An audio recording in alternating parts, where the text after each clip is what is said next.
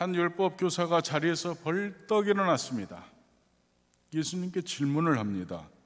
누가복음 10장 25절의 말씀인데, 선생님, 내가 무엇을 하여야 영생을 얻으리이까? 그런 질문을 한 것입니다. 예수님, 내가 좀 영원한 삶을 살고 싶은데 영생을 얻으려면 내가 무엇을 해야 합니까? 이런 질문입니다. 이 질문을 받으신 예수님께서는 곧 그 율법 교사에게 다시 반문하셨습니다. 누가복음 10장 26절에서 율법에 무엇이라 기록되었으며 내가 어떻게 읽느냐? 너는 하나님의 말씀에 어떻게 기록되었고 너는 그것을 어떻게 이해하고 있느냐? 그런 내용입니다.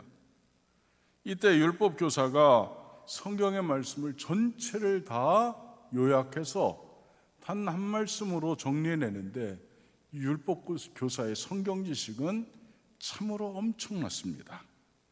그는 곧 대답하기를 누가복음 10장 27절에서 끝부분에 내 마음을 다하며 목숨을 다하며 힘을 다하며 뜻을 다하여 주 너의 하나님을 사랑하고 또한 내 이웃을 내 자신같이 사랑하라 하였나이다, 이렇게 대답했습니다.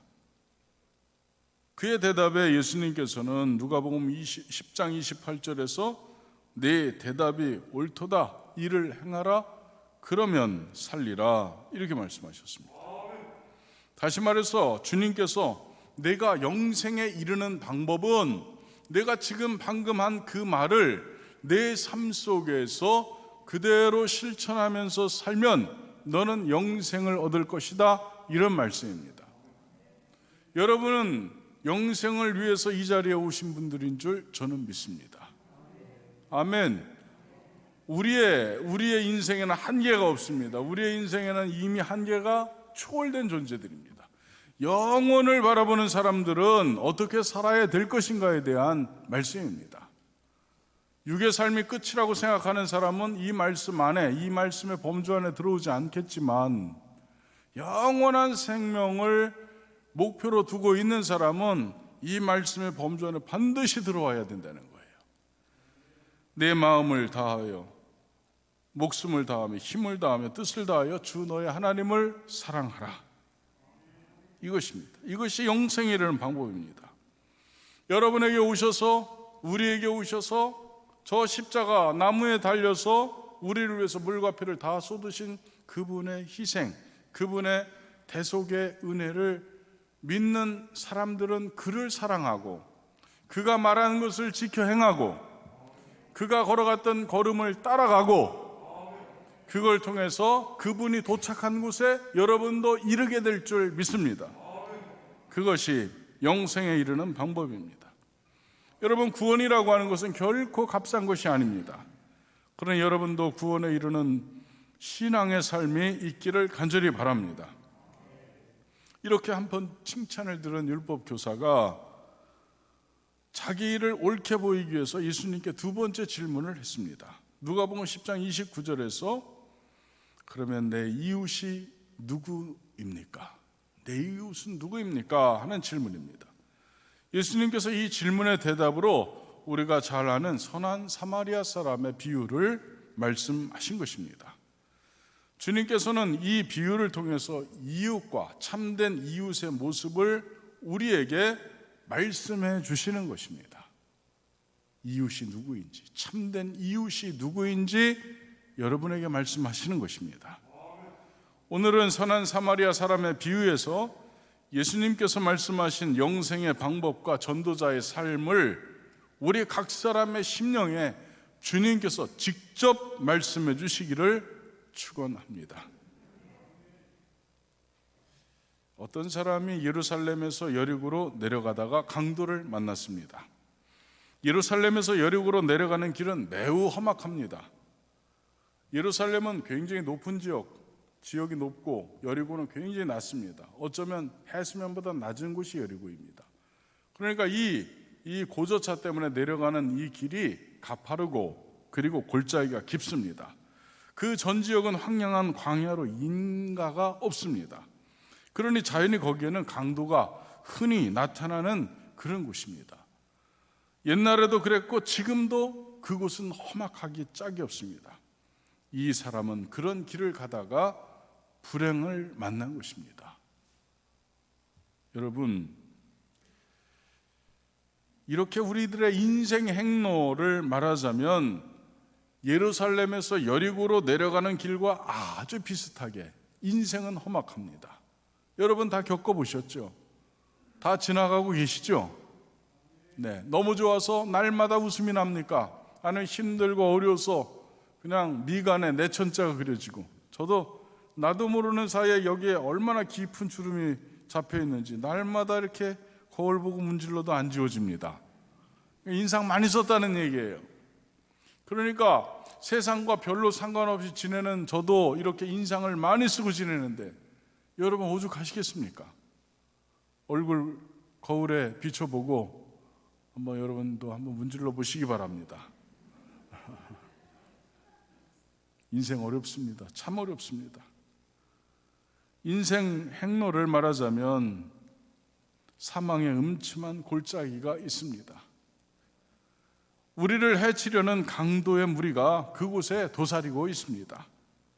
시편 91편 5절과 6절의 말씀 그대로 그곳에는 밤에는 공포가 있습니다.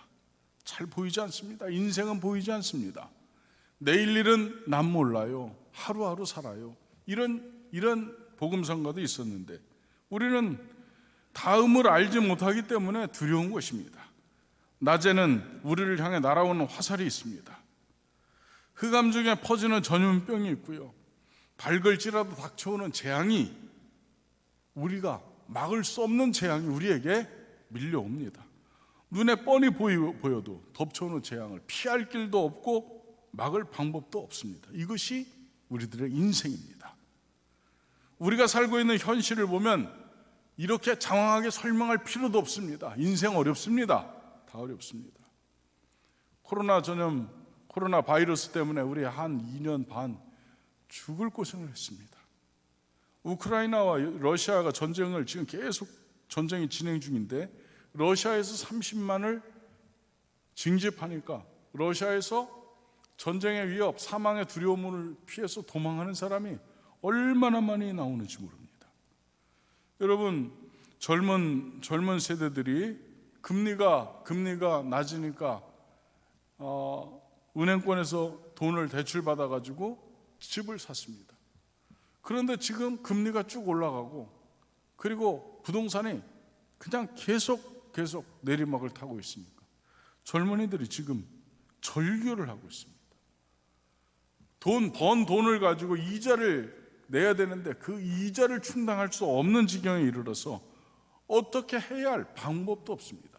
그 집을 내놔도 팔리지도 않습니다. 이런 상황이 지금 현재 상황입니다. 그 외에도 천재지변이 계속 일어나고 있는데 일본을 향해서 계속 태풍이 올라갑니다.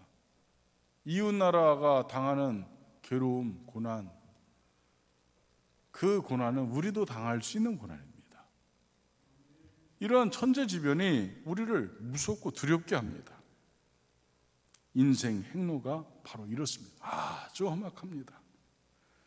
그런데 이 사람은 이런 험악한 길을 가다가 강도를 만나서 옷은 벗겨지고 있는 것은 다 빼앗기고 많이 맞아서 거의 죽게 된 상태로 버려졌습니다. 험악한 무리들이 그를 그렇게 만들어 놓은 것입니다. 여러분, 우리의 이야기가 바로 이런 이야기입니다. 우리의 인생 행로에도 이렇게 쓰러지는 사람들이 아주 많이 있습니다.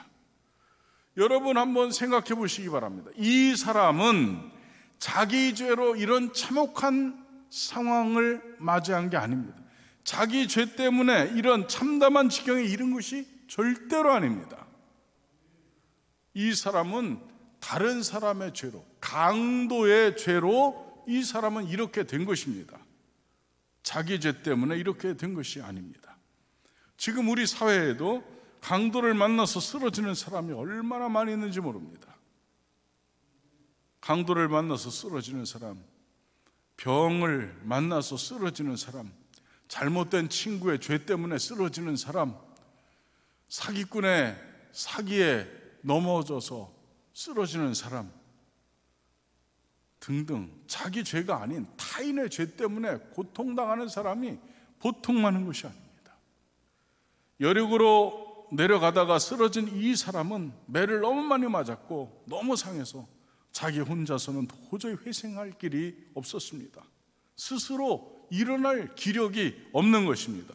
다른 사람이 도와주어야만 될 형편에 이 사람은 지금 처해 있는 것입니다.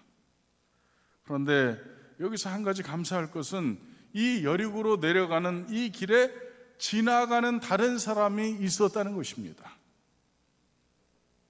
제사장 한 사람이 지나갔습니다. 그리고 조금 있다가 레위 사람도 지나갔습니다. 그리고 조금 있다가 사마리아 사람도 지나갔습니다. 여러분, 이 제사장, 말씀에 있는 대로 이 제사장은 그렇게 피투성이가 되어서 쓰러진 사람을 보기만 하고 피해서 다른 길로 지나갔다고 했습니다. 조금 있다가 레위 사람도 이 길을 지나가게 되었습니다. 그런데 이 사람 역시 쓰러진 이 사람을 보고 피해서 다른 길로 갔습니다. 물론 이 사람이 불쌍한 사람을 보고 그냥 지나갈 때 자기 양심도 편안하지는 않았을 것 같습니다. 그러나 자기 행동을 합리화하기 위해서 여러 가지 핑계를 생각해냈습니다. 제사장은 시체를 만지면 부정해지고 부정해지면 하나님 앞에 제사를 드릴 수 없습니다. 그러니 이 사람이 죽을지도 모르기 때문에 나는 이 사람을 만질 수가 없습니다 하고 지나가는 것입니다. 레위인도 주회전에서 하나님을 섬기는 일을 하는데 시체를 만지면 부정하게 되니까 나 역시 안 됩니다. 그러고 지나갑니다. 앞에 보니까 제사장도 그냥 지나가는데 내가 그냥 지나가도 되지 않겠습니까?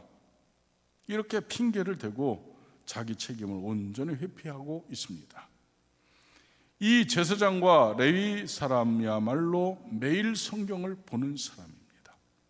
다시 말해서 이 율법사가 예수님께 대답한 바와 같이 마음을 다하고 뜻을 다하고 목숨을 다하고 힘을 다해서 제일 먼저 하나님 사랑하고 내 이웃을 사랑하기를 내 몸같이 하라는 하나님의 말씀을 항상 읽고 가르치는 사람입니다.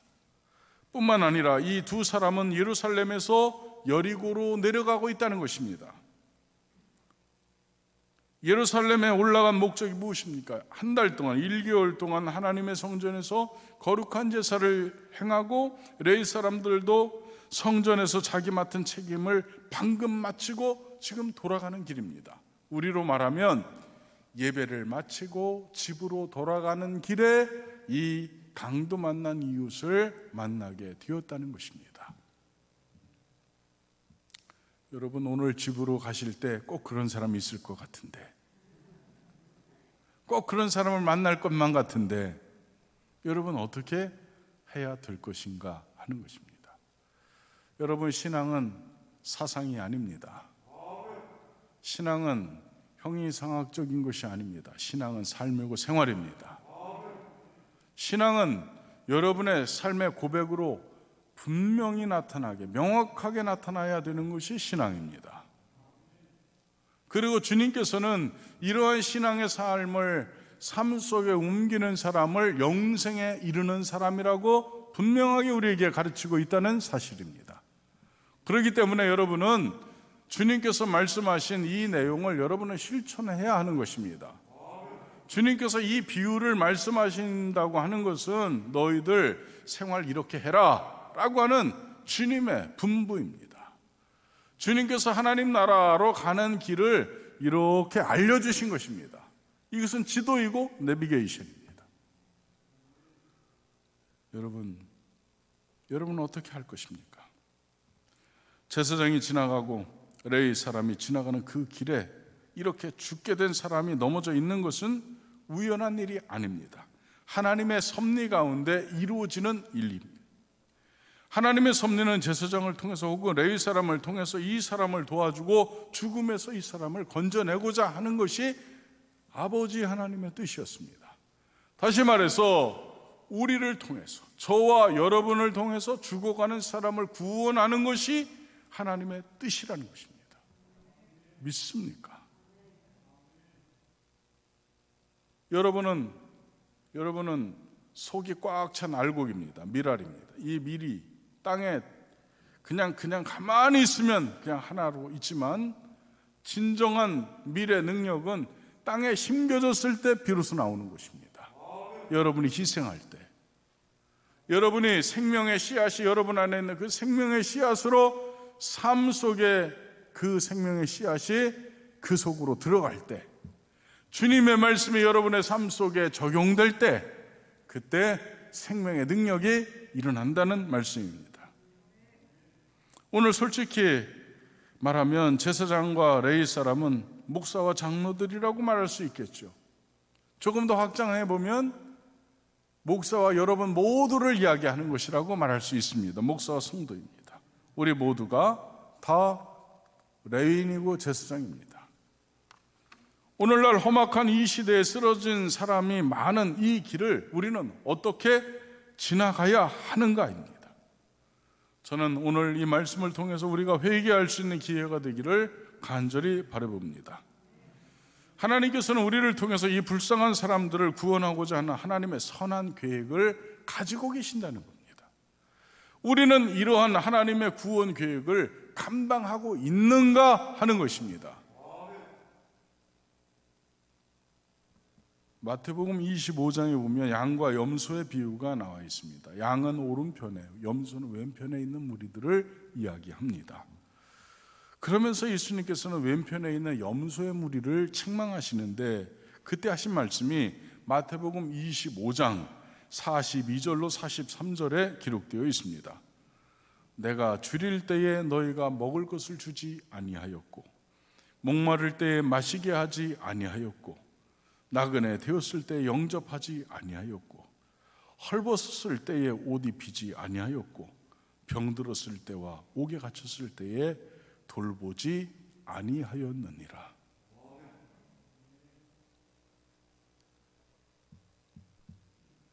여러분, 이 주님의 말씀, 왼편에 있는 염소의 무리에게 한 이 말씀이 여러분 어떻게 들립니까?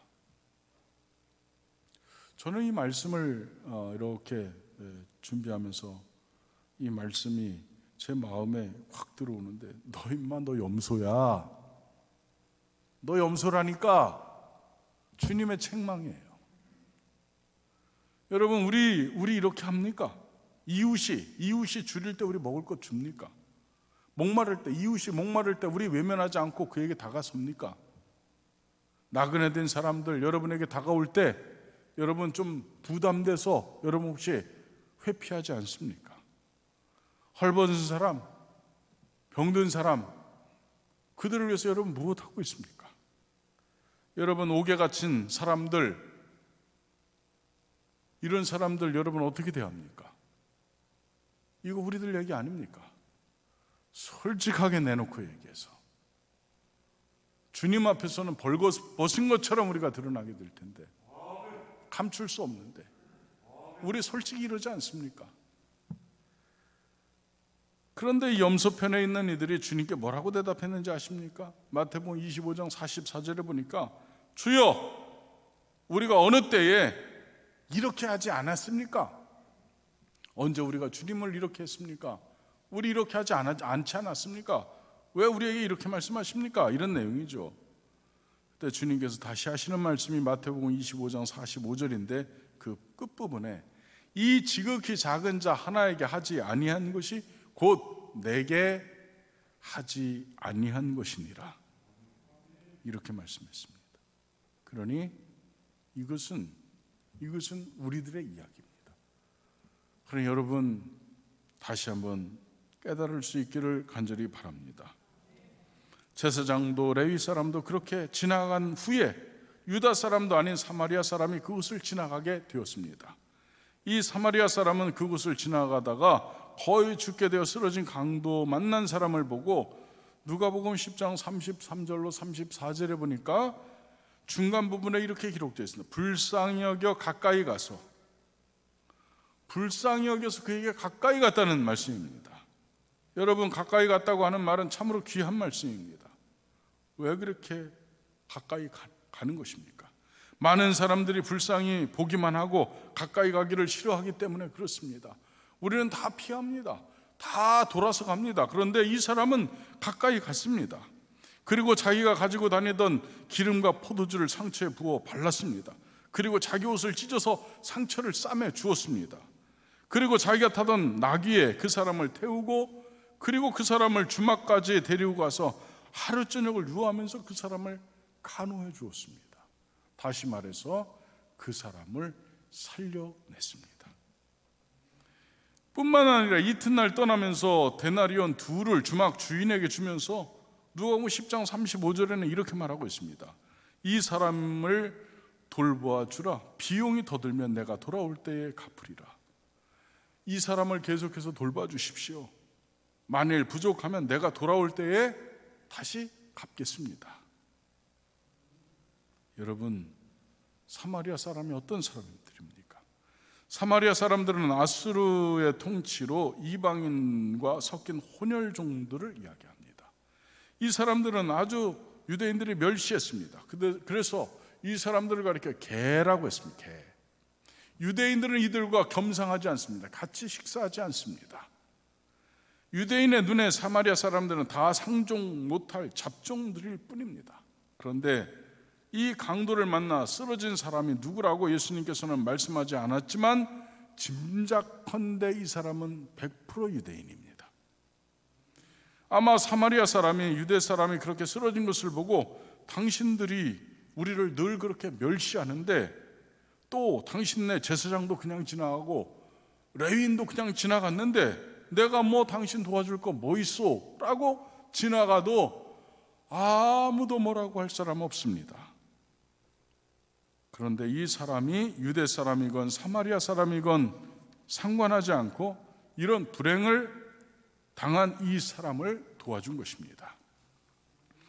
이렇게 예수님께서는 이 비유를 통해서 선한 이웃의 모습을 우리에게 가르쳐 주셨다는 말씀입니다. 선한 이웃은 이런 것이고 예수님께서 분명히 가르쳐 주셨지만 우리는 아직까지도 배우지 못했습니다. 여러분, 첫째 되는 계명은 우리의 마음과 뜻과 정성과 목숨을 다해 하나님을 사랑하는 것입니다. 이것은 누가 말해도 영생의 방법입니다. 둘째는 내 이웃을 내 몸같이 사랑하라고 하는 계명인데 이것은 바로 우리가 해야 될 전도의 내용입니다. 여러분, 전도라고 하는 것은 그냥 교회 나오세요 이게 아닙니다. 전도의 내용은 그 사람의 상황 가운데 우리가 들어가서 그와 함께 하나가 되고 그 사람의 삶과 우리가 연관되어서 그를 위해서 사는 것을 전도라고 하는 것입니다. 다시 말해서 예수의 사랑이 그 사람에게까지 들어가는 것이 전도입니다. 예수의 생명이 그의 삶 속에 들어가는 것이 전도입니다. 그것 아니면 그냥 허공을 울리는 소리, 꽹과리 소리에 불과합니다. 이웃은 단순히 옆에 있는 사람이 아닙니다. 전도는 그냥 되는 것이 아닙니다. 희생이고 베품이고 상대방의 상황에 동참하는 것이 전도입니다. 사랑하는 우리 소망교회 성도 여러분, 여러분의 진정한 선한 이웃 사마리아 사람이 되시기를 주님의 이름으로 간절히 부탁합니다.